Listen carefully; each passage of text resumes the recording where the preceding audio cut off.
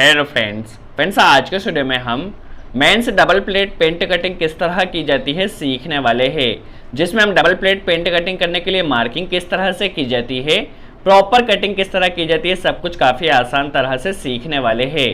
तो चलिए सबसे पहले हम मेजरमेंट देख लेते हैं। आप इस मेजरमेंट को नोट डाउन कर लीजिए ताकि जब हम कटिंग करें तो आपको हर एक स्टेप काफ़ी आसान तरह से समझ में आती रहे। देखिए डबल प्लेट पेंट कटिंग करने के लिए जो पेंट की लंबाई है वो 37 इंच है, जो कमर है 34 इंच है, सीट या जिसे हिप कहते हैं 37 इंच है, जांग या जिसे थाई कहते हैं 25.5 इंच है और मोरी बेसिकली देखा जाए तो 18 इंच है। आप इस मेजरमेंट को नोट डाउन कर ले ताकि जब हम कटिंग करें तो आपको हर एक स्टेप आसानी से समझ में आती रहे। चलिए पहले हम कुछ मेजरमेंट देख लेते हैं जिसका हमें रिक्वायरमेंट होने वाली है। देखिए कमर को हमें 4 से डिवाइड करना होगा तो इसका जो मेजरमेंट आएगा वो 8.5 इंच आएगा। आप पहले कर ले ताकि जब हम कटिंग करें तो आपको हर एक स्टेप समझ में आती रहे। देखिए 8.5 इंच होने वाला है।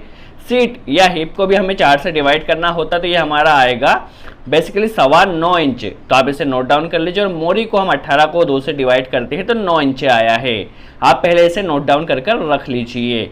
चलिए अब हम सबसे पहले कटिंग करने के लिए कपड़े को जो बिछाया जाता है वह उल्टा बिछाया जाता है ताकि जितनी भी मार्किंग की जाती है वो उल्टे कपड़े पे की जाती है। तो आप कपड़े को इस तरह से अच्छे से फिनिशिंग के साथ बिछा लीजिए। नीचे कोई भी शल नहीं रहना चाहिए, इस चीज़ का आपको ध्यान रखना है। देखिए हमने कपड़े को अच्छे से बिछा लिया है इस तरह से। सबसे पहले हमें डिफेक्टिव कपड़े को अलग करना है तो यहाँ पे आधा इंच हमने डिफेक्टिव कपड़े को, रेशेदार कपड़े को अलग कर लिया है। मोरी के लिए हमें 2.5 इंच कपड़ा लेना है तो 2.5 इंच कपड़े को हमें यहाँ पे मोरी के लिए अलग कर लेना है। इसे हमें मोरी में वालना होगा। यदि आपके पास ज़्यादा कपड़ा हो तो आप 3 इंच भी कर सकते हैं। देखिए यहाँ पर हमें 1 इंच कपड़ा छोड़ना होगा। देखिए यहाँ पे पहले हमें 1 इंच छोड़ देना है और मोरी हमारी 18 इंच है तो 18 का आधा 9 इंच होता है। तो इस तरह से 18 की मोरी हमने 9 इंच कर रख दी है। अब हमारी जो लंबाई है वो 37 इंच है तो 37.5 आधा इंच हमने ज़्यादा लिया है क्योंकि ऊपर जो सिलाई में दबता है उसके लिए आधा इंच हमने ज़्यादा लिया है, 37.5 इंच लिया है। देखिए हमें 1.25 इंच पहले बेल्ट के लिए छोड़ देना है। यहाँ पर आप देख सकते हैं। अब यहाँ पे हमें किस तरह से लटक लेना है ये समझ लेते। देखिए हमने पहले 1.25 इंच पे एक मार्किंग कर ली है ताकि जो हमारी बेसिकली बेल्ट के लिए होने वाली है। अब लटक हमें रखना है तो लटक के लिए जो सीट है हमारी 37 इंच थी। 37 को 4 से हमने डिवाइड किया, देख सकते हैं आप। 37 को 4 से डिवाइड किया तो आया 9.25, 9.25 इंच आया है। तो 9.25 इंच पे हमें यहाँ पे लटक के लिए मार्किंग कर लेना है, देख सकते हैं आप। 9.25 इंच पे कर लिया है हमने। जितना सीट आया है उसका 4 से डिवाइड करके यहाँ पे कर लिया है। क्योंकि पेंट की लंबाई भी कम है इसलिए हमने फिक्स लिया है। देखिए टोटल लटक हमारी 10.5 इंच हो गई है। यदि पेंट की लंबाई 40 इंच होती या और ज़्यादा होती तो हम 9.25 प्लस आधा इंच और बढ़ा लेते। इसलिए हम बेसिकली पेंट की लंबाई भी कम है और लूजिंग पेंट चाहिए, इसलिए हमने यहाँ पे जो हमारी सीट को 4 से डिवाइड कर आया था फिक्स 9.25 इंच लिया है। तो टोटल 10.5 इंच की लटक हमारी हो चुकी है। देखिए अब लटक से नीचे हमारे पास 27 इंच कपड़ा बचा है। देखिए 27 कपड़ा बचा है।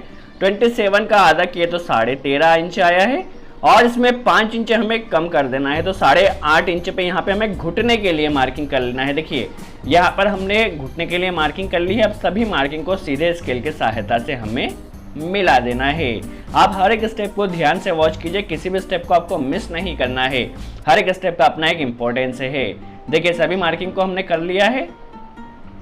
अब यहाँ पे हमें जांग के लिए मार्किंग करना तो आधा इंच कपड़ा हम अंदर ले रहे हैं ताकि ऊपर की तरफ से हमारी कोर नहीं आए, इसलिए पहले हमने आधा इंच कपड़ा यहाँ पर छोड़ दिया है इस तरह से। और इस मार्किंग को नीचे वाला मोरी के मार्किंग से मिलाते हुए, देखिए मोरी वाले मार्किंग से मिलाते हुए सेंटर में एक मार्किंग कर लेना है घुटने पे इस तरह से। जस्ट अभी हमने एक मार्किंग की है, देख सकते हैं। इस तरह से अभी हमें मार्किंग कर लेना और उसके आधा इंच अंदर की तरफ ताकि पेंट का हमारा शेप अच्छे से आ सके। देखिए इस तरह से राउंड स्केल की सहायता से इसे हमें मिला देना है। ऐसा करने से क्या होता है, हमारे पेंट का जो शेप होता है वो काफ़ी अच्छा आता है। देखिए यहाँ पे हमने राउंड स्केल की सहायता से मिलाकर और इसे हमें सीधे स्केल की सहायता से मिलाकर घुटने से नीचे तक की इस तरह से मार्किंग कर लेना है। देखिए इस तरह से हमारी मार्किंग हो चुकी है। यह हमारा शेप भी हो चुका है। अब हमारे पास जो जांग या थाई है 25.5 इंच है, 25.5 इंच है। 25.5 का आधा किया तो आप देख सकते हैं हमारे पास 13.25 इंच करीब, पूरे 13 इंच कपड़ा यहाँ पे आ रहा है।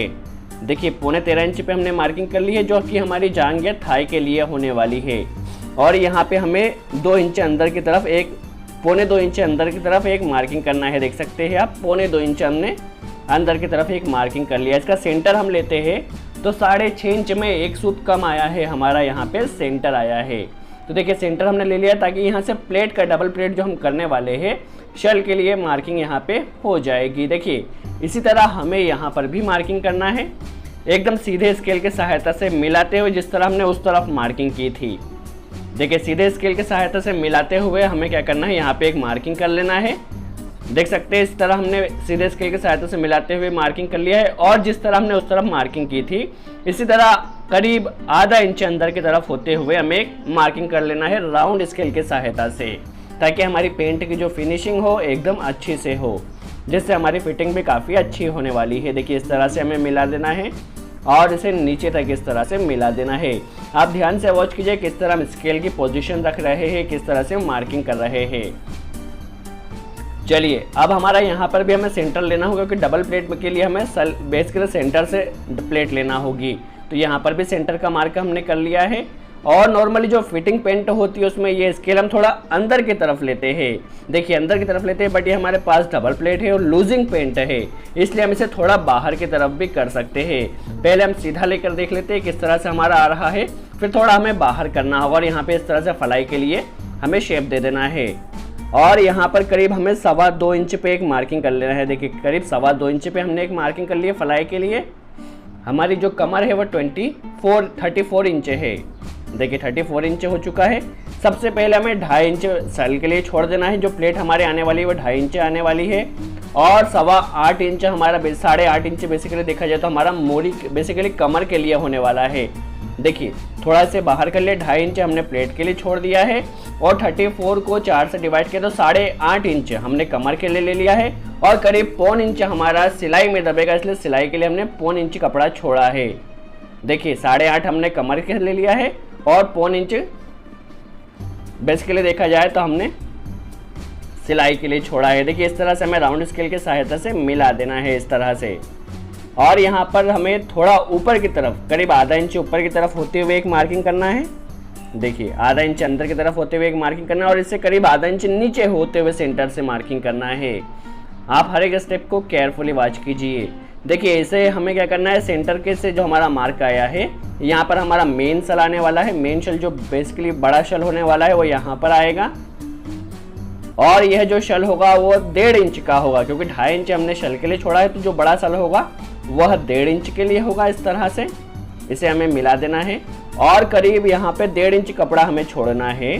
यहाँ पर हमारा सेकंड शल होने वाला है और ये करीब 1 इंच का होने वाला है। सेकंड शल छोटा होता है और ये 1 इंच का होगा।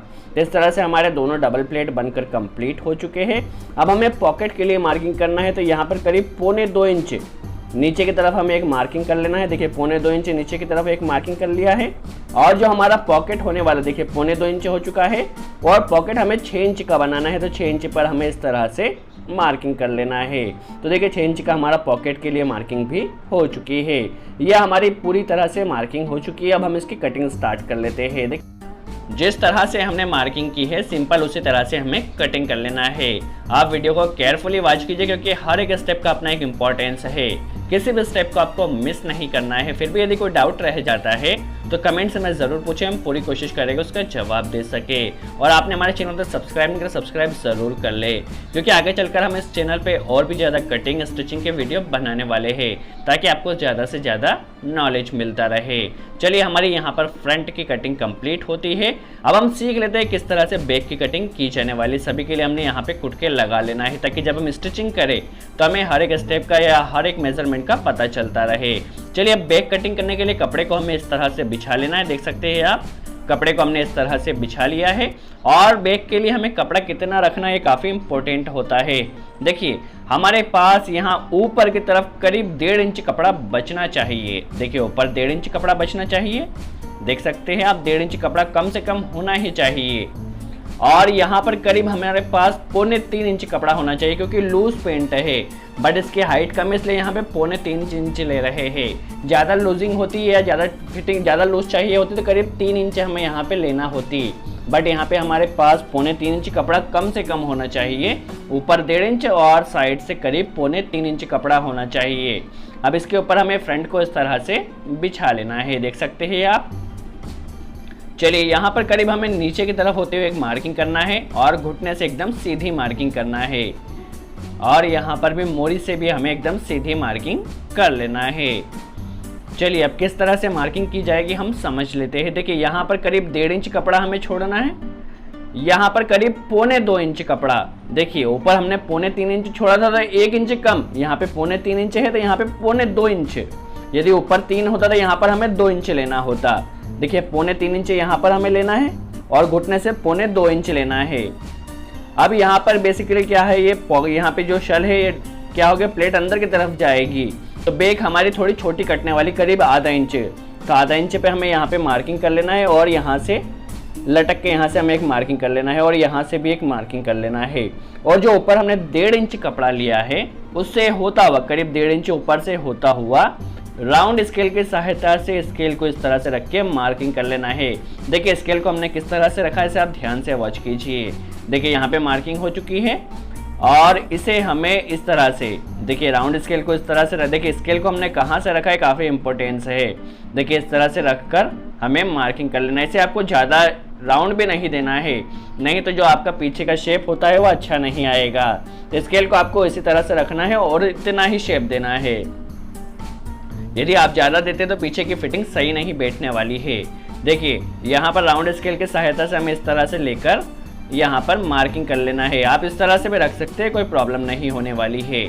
देखिए इस तरह से हमें लेकर राउंड स्केल की सहायता से इस तरह से हमें मार्किंग कर लेना है ऊपर तक, और यहाँ पर हमें सीधे स्केल की सहायता से घुटने से नीचे तक की मार्किंग कर लेना है।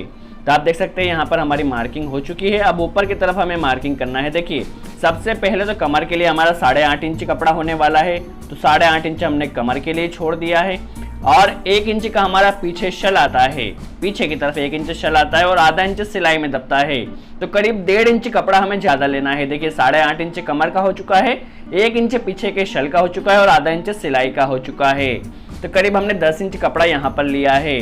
अब आप देख सकते हैं यहाँ पर हमारी सीट कितनी थी, 37 थी। 37 को 4 से डिवाइड किया तो 9.25 इंच आई है।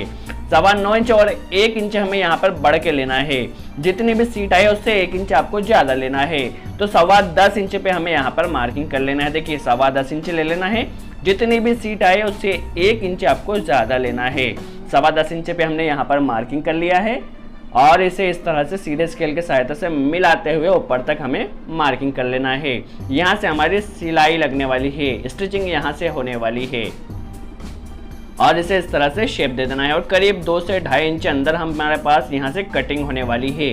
यहाँ पर हमें एक्स्ट्रा कपड़ा छोड़ना होता है ताकि आगे चलकर जब यदि हमें कमर को थोड़ा कम ज़्यादा करना हो तो यहाँ से हम कर सके। देख सकते हैं आप, यहाँ से हमारी जो बेसिकली कटिंग होने वाली है और जो अंदर वाली मार्किंग है वहाँ से हमारी स्टिचिंग होने वाली है। और जिस तरह से हमने मार्किंग किया है उसी तरह से सिंपल हमें कटिंग कर लेना है। देखिए आप वीडियो को केयरफुली वॉच कीजिए और हमारी स्केल की पोजीशंस किस तरह से होने वाली है, किस तरह से कहाँ पर हमने कितना कपड़ा छोड़ा, इसका काफ़ी इंपॉर्टेंस है। तो आप इसे ध्यान से वॉच कीजिए क्योंकि हर एक स्टेप का अपना एक इंपॉर्टेंस होता है। और यदि फिर भी कोई डाउट रह जाता है तो कमेंट्स में ज़रूर पूछें, हम पूरी कोशिश करेंगे उसका जवाब दे सके। आई होप आपको वीडियो अच्छा लगा हो। यदि वीडियो अच्छा लगा हो तो लाइक का बटन ज़रूर प्रेस करें। सो आज के लिए इतना ही। थैंक्स।